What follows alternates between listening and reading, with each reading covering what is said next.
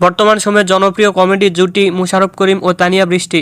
দিন দিন বাংলা নাটকের জনপ্রিয়তা বেড়ে চলেছে, সেই ধারাবাহিকতায় আবারও নতুন নাটক নিয়ে হাজির হয়েছেন জনপ্রিয় এই জুটি।